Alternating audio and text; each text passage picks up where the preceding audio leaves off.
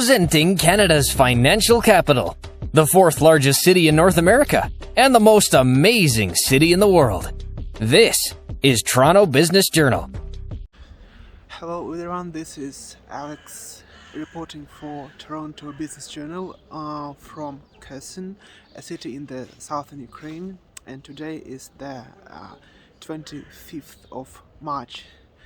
So today we will be having a short walk around a central market of the city, and we will also visit some other important locations around the market, and then we will head inside and check out what is in there. So let's go. So here is the central bus station, which used to be an important commuting hub for the people to get in and outside the city and to get to their rural property in the outskirts. So as you can see, some buses are already operational, but not much. Since the start of the war, most of them ceased their operations in the city, as the checkpoints won't let anyone in and out from the city.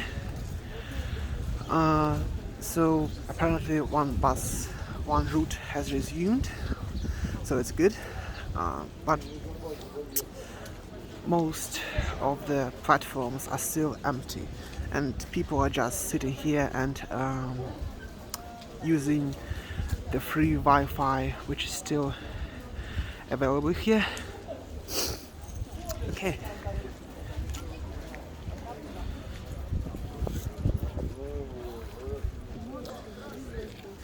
So here are some stands selling some meats and vegetables and fruits,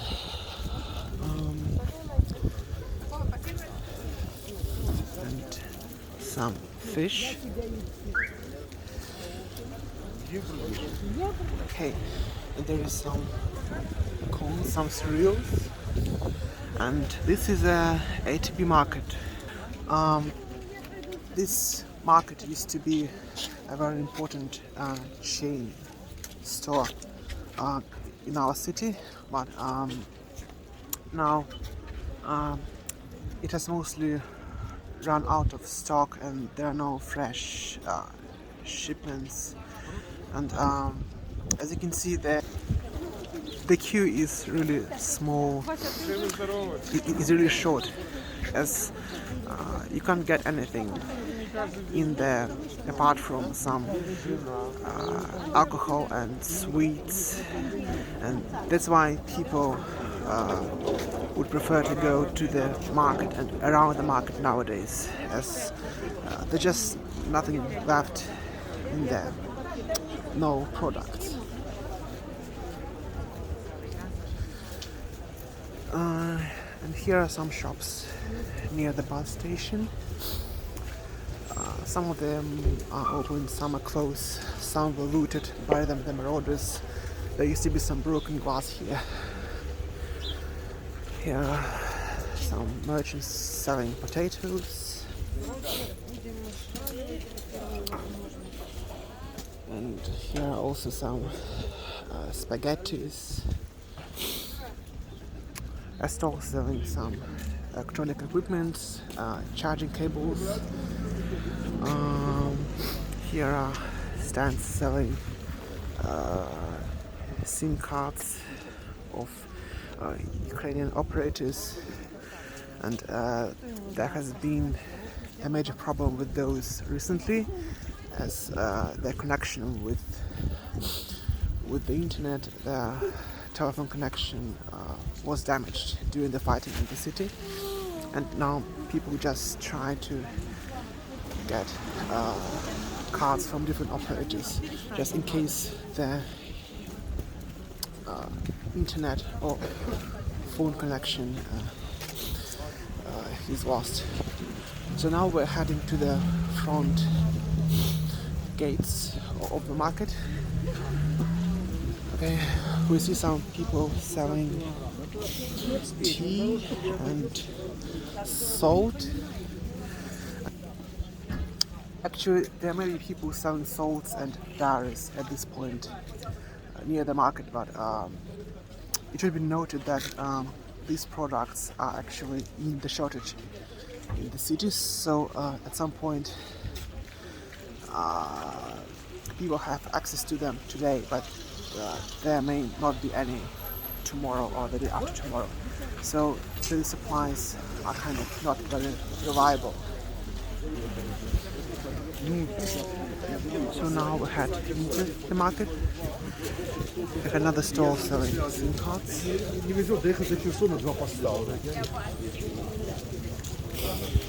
Here are the shops selling some fishing equipment, rods, nets, which has been a major source of fresh meat for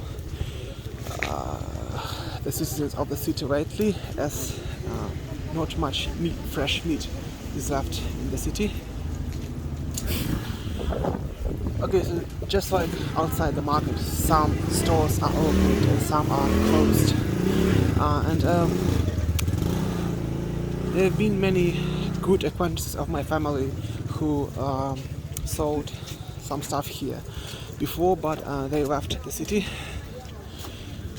So they aren't here anymore, and no one knows whether they will be coming back or what will be next. What will happen to the city. Okay, so here are some stalls and small shops selling clothes and some more electrical equipment, some more SIM cards, and you can see some people holding small plates with the currency,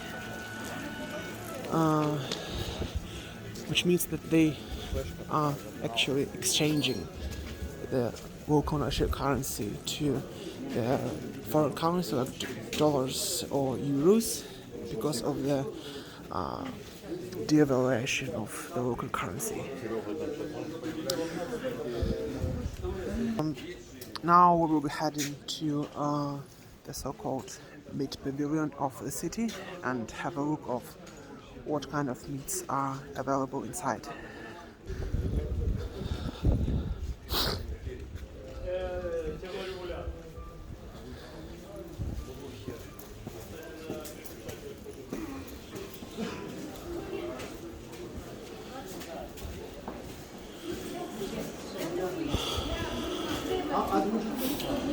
Okay, so right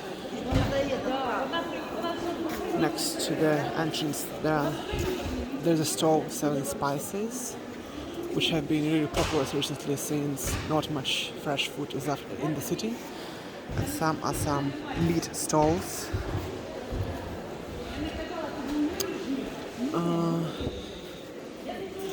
There is some pork and beef on the stands. But if you've seen this pavilion during the peacetime, you could easily tell that there's just only a small portion of the products which were sold here before. And again, spices and sauces.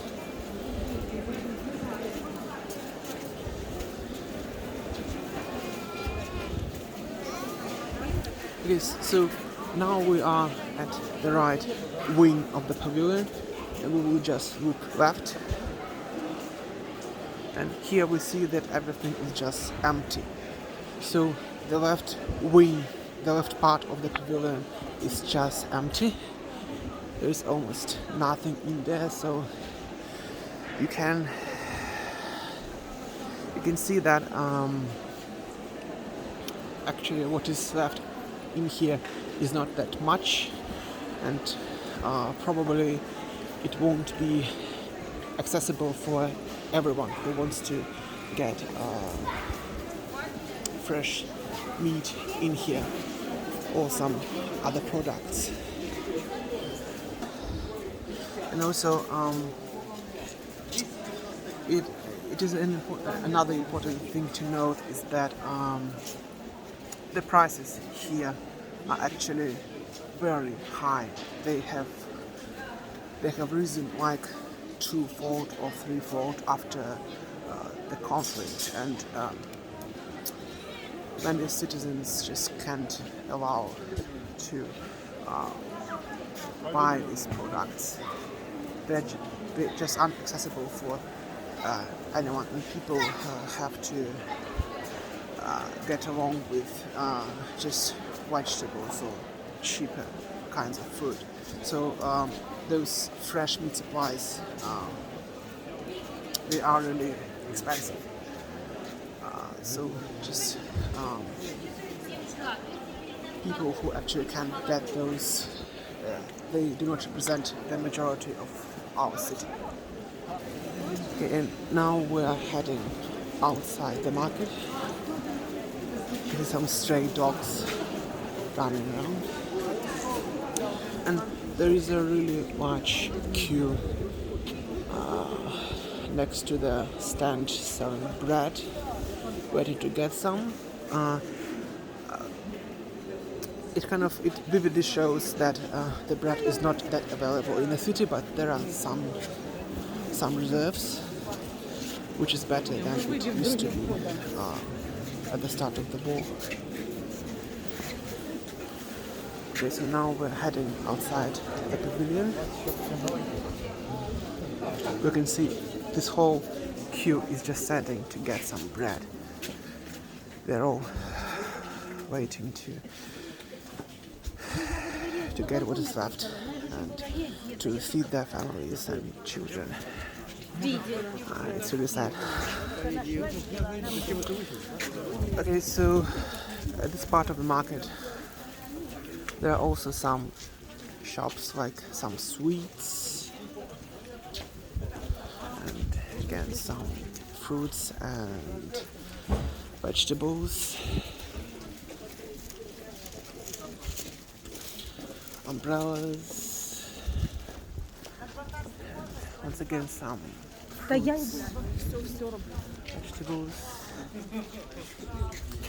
and there are actually a lot of people in the market today, and most people hid at the beginning of the fighting in the city, so now they aren't that afraid anymore. They're starting to go out of their homes to do their daily tasks around the city. But you can actually see the sad, angry expressions on their faces, so they are really dissatisfied with this situation. They are really angry about the shortages and the limitations in the city and the hardships they have to endure. Okay, there are some flowers, and we're now at the opposite side of the market, and there are also some buses which are also available to take for the people who go around the city, but still not that many. And here you see another long queue standing in front of the ATM. Actually, most of the ATMs are empty around the city at this point, so sometimes it's really hard for the people to get any cash or to transfer funds between the bank accounts, as most bank accounts are also closed. So this ATM, it has there has been some money there for the most time, but they will likely end at some point soon. So people are also getting their chance to get as much cash as they can while there is still any. You can see some other buses coming to the bus station. Those buses are going to other markets and the sleeping quarters of the city, which is quite a progress, as during the first days of the war there has been no buses, no transport, and almost no taxis. Here's the station. You can see some people sitting on there, playing with their phones. And this is a pharmacy next to the market, which is now opened, and there isn't any queue to it, because the supplies in the pharmacies is also very low, and there isn't much you can get in there. So we've done our small trip around the central market of Kherson, of the city, and as you can see, many products, foods, cereals, vegetables are still available to people, but at this point there aren't any supplies in the city, so at some point those may actually come to an end, and people will have to face far more severe hardships than there are now. So everything depends currently on what the near future situation will be, and whether the trade routes and the corridors for humanitarian help will be open, so that the shops and pharmacies will be able to get more supply, and people will get more access to the products, and the products which are too expensive right now will become more accessible. So it was Alex reporting for Toronto Business Journal, and thank you very much for watching.